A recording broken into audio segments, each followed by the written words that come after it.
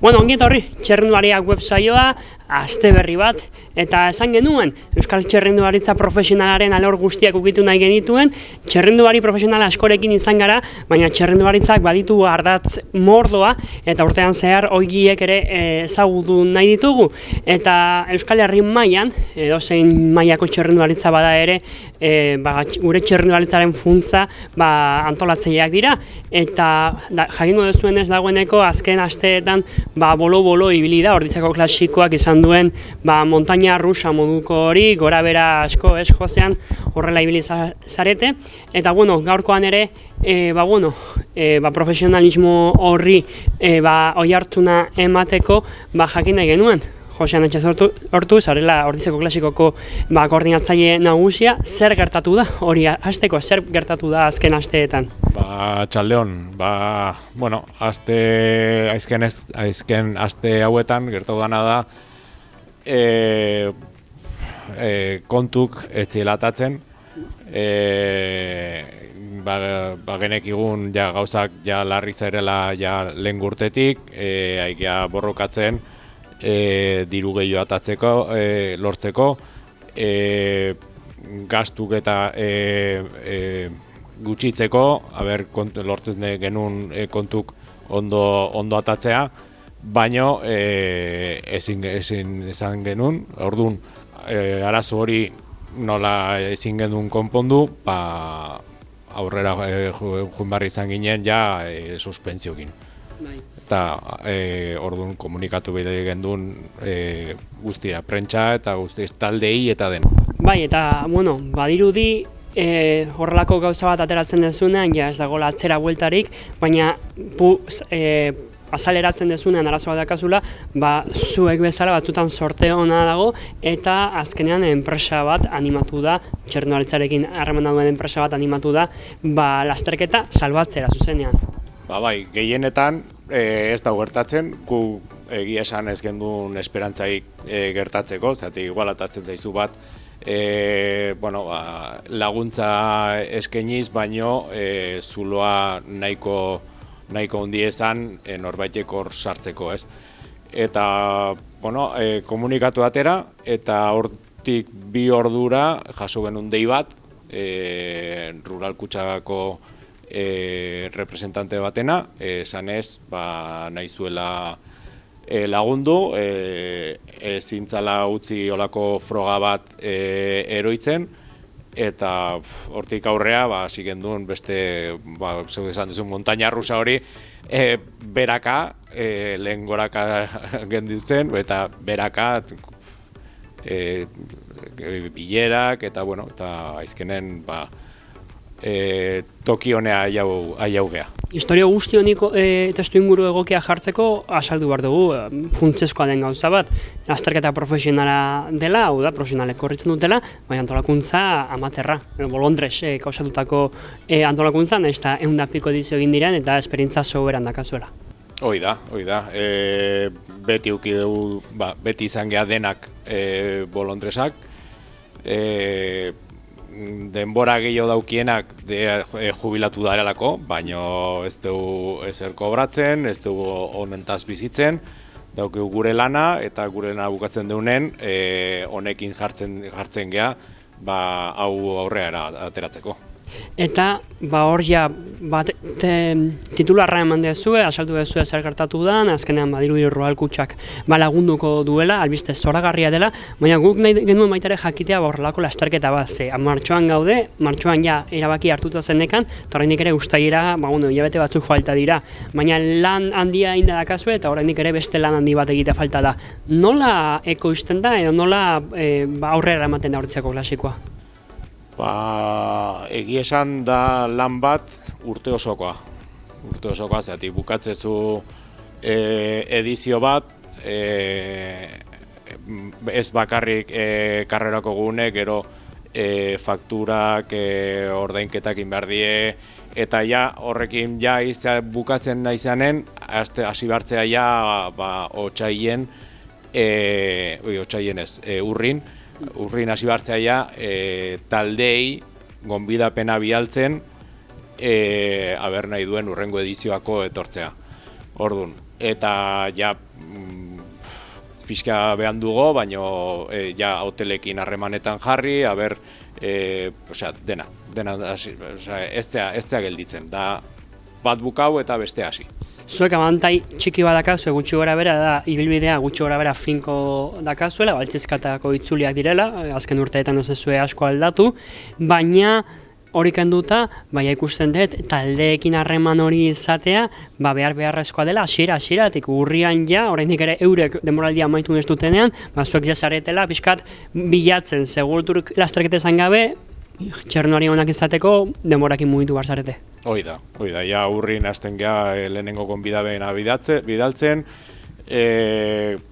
eta zeatik, behaiek baita urrengo denboraldiako ja antolaketa hasten nahi die ja denboraldi bat bukau baino lehen, ja ez die pixkat bidatzen urrengo urteakoa, eta orduan hor sartu behartzea, esan ez gu hemen gare, nahi duzu etorri, zeatik bestela zutaz hasten die eta ja zintzea talde honak ezin dezu talde honak ekarri. Eta gogoratuko dugu, iaz Jan Kristenek irabazi zuela, horrek esan nahi du munduko talderik onena zenekatela. Si akaso gure taldeak, hau da Euskaltel, Caja Rural, Kerfarma, Burgos ere ona ekartzea erraza da, Movistarrek, behin utzi egin zuen pandemia urtean, baina bestela beti dago hemen, baina gero Emirates bat ekarri nahi badezu, top mailako taldeak ekarri nahi badituzu, gainera zuek Frantziako turraren inguruan ezabiltzatela, zaila edo, erakargarritasun puntu bat izan behar du klasikoak. Bai, Emiratesekin adibidez suerta daukegu, harreman oso ona daukegu matxinekin, eta gure karrera gustatzen zaio,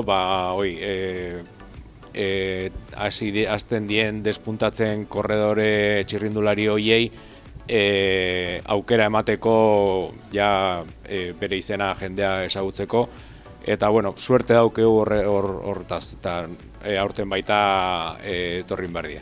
Emiratzekoa. Albiste hona eman diguzu beraz, punto bat lasterketa zarete, lehenengoari 125 puntu ematen dizkiozue, eta gustatuela ez, txernolitza profesional guztia puntuen bueltan dago, bai emakumezkoetan, bai gizonezkoetan.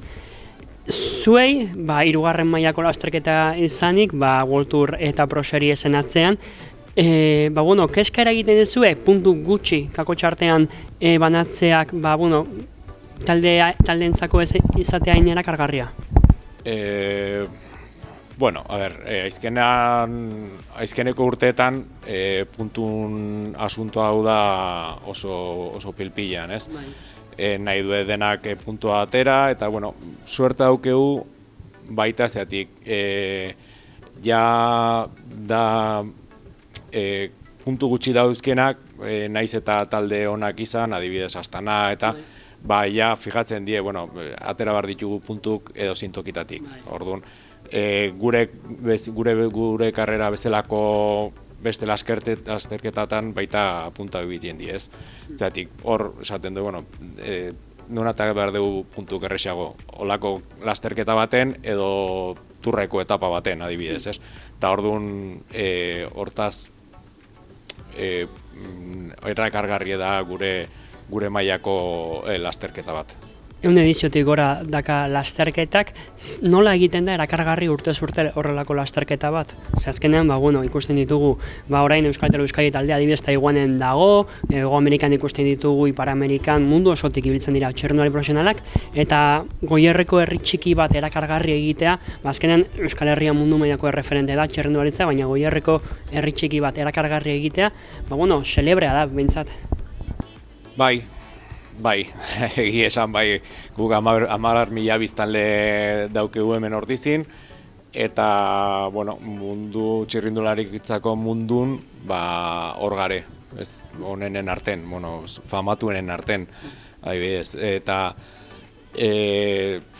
nola egiten da, lanak ondo egin da, etortzen dienak gustora bueltatzea bere etxea, urrengo urten ja badakie nolakoa dan hau eta gustora etortzen die, adibidez aurten talde pare bat behaiek esan die, bueno, World Tourreko talde pare bat behaiek esan die gure gana etorri dienak esan ez, nahi dugu zure lasterketa korritu, eta, bueno, hori adibidez, aizkenen da lana ondo itea, behintzat saiatzen ondo itea, eta jendea guztua jutea hemendik.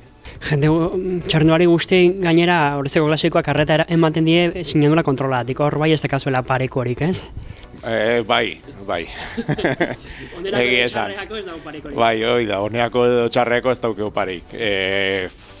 Festa erdindare, eta jendea gau paseikendo sinadura kontrolea aiatzeko, eta, bueno, esan ambiente zoragarria montatzen due, eta, bai, txirrindolarek lehenengo aldi etortzen dienen, gelditzen die hor harrituta ez, ostras, ke pasaki, no? Eta aurten gainera ostiralan izango da, ze berritasun edo ze berri izango du, ze berri aldin badago, Ordiziako Klasikoak, besle nagusia badakiguia berria izango dela, baina hortaz aparte? Bueno, aigea pixkat bidatzen zerbaitin rekorridokin, baina guendik ezin da zer esan. Beraz, rekorridoa esan dut ja erdi itxita zegoela, baina ez oraindik ere buelta batzuk aigea pixkat bidatzen. Improvisatu. Aber lortzen deun, baina, bueno, guendik ezin da... Ezin da askoa, adi egongo gara. Beste komunikatu bat aterako dugu, bestea bezala. Bueno, hori, ja maitzeko, aipatu dugu Bolondres taldea zaretela, gu aurten gure elkarrizketa hauetan txirrindulari profesionalei gehien bat galdetzen ari gara, era txirrindularitza profesionalak duintasunez bizitzeko aukera ematen dien Euskal Herrian, etxebizitza krisiarekin eta bar, zuei hori galdetu baino Bolondresak zaretela, galdetu nahi duzuenea nola ikusten duzuen antolatzaileen, profesional mailako antolatzaileen egoera, eta ikusten dugula toki batzutan, adibidez Euskal Herrian dugu adibide argiena, dela Nafarroko Klasiko enpresa batek, eta Nafarroko itzuliak ere, enpresa batek antolatzen du, Bolondres diren zuek bezalako antolatzaileek etorkizuna dakate txirrindularitzan edo pixkata hasten ari gara hortaz eta enpresetara begira ari da guzi? Daukeu oso rekorrido gutxi, netzako. Zuk esan dezun bezala, ia gehienak ja enpresa bat hartzen due, gestionatzeko, behintzat hiru pertsona denbora guztin hortarako dare, eta guk, nik esan lehengunen, gare Bolondres batzuk profesional mundu baten sartuta saiatzen zerbait egiten, ez? Baino geroz eta saiagoa da. Eta, adibidez, Ordiziako Klasikoak ematen du urte osoan 3 pertsona hor lanean izateko? Osea, esto ematen ia lasterketa antolatzeko ikusi duzu. Ez baina, ez ekonomikoki baizik eta denbora aldetik, denbora exigitzeo? Lana.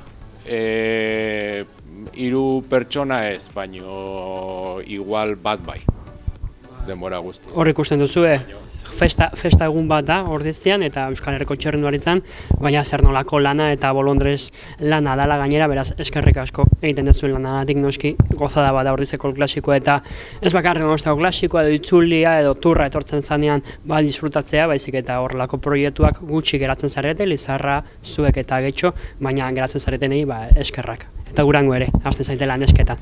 Mila esker Iñaki, zuei beti bezala, eurek eskerrak eman bardizkioten noski Royal Kutxari euren lasterketa babesteagatik, guk Laboral Kutxari gure bideoak babesteagatik, eta zuei eskerrak beti bezala bideoak ikusteagatik.